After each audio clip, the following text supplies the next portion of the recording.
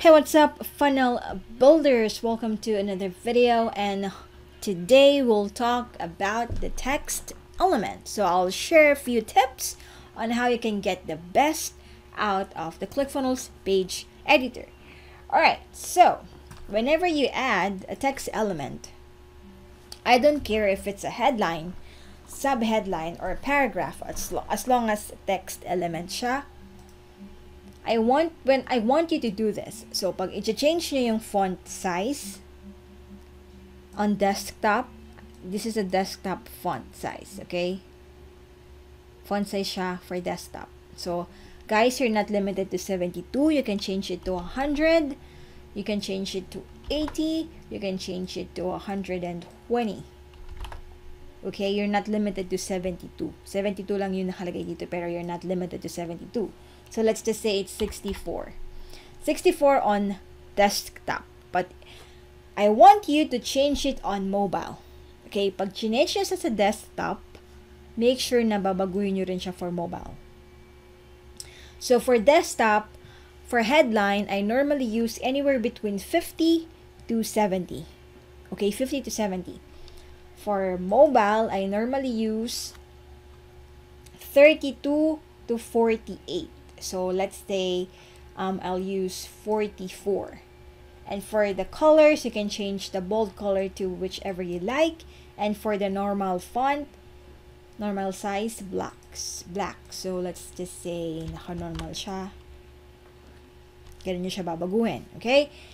So, pag chinek nyo siya on mobile, as you can see, na bago na siya on mobile. Kasi I see other funnel builders na when they add headlines or when they add text element, babaguhin nila yung font on desktop. Pupunta pa sila ng mobile view just to change the font on mobile. Pero, I don't want you to do it that way kasi hassle siya tapos time consuming pa siya. So, what I want you to do is, whenever you change the font size on desktop, make sure you change it on mobile too. Okay? So for normal font naman, for the copy, let's say you're gonna be using paragraph for the copy, I normally use anywhere between 80 to 24 for desktop. Kasi there are fonts na medyo maliit yung size, so I tend to use 22 or 24. But again, I normally use 18 to 24. That's for desktop, okay? Again, when you change it to desktop, make sure papalitan nyo rin siya on mobile. So, for mobile naman, yung normal copy, I use anywhere between 16 to 20. Okay? 16 to 20, again, kasi there are different font sizes. Kasi may ibang fonts na malaki na siya, may ibang fonts na kahit nasa 18 na maliit pa din siya. So, yun. So, pag nag-check kayo on desktop, on mobile, napalitan na siya. Hindi nyo na siya kailangan baguhin ulit on mobile kasi na-set up nyo na siya.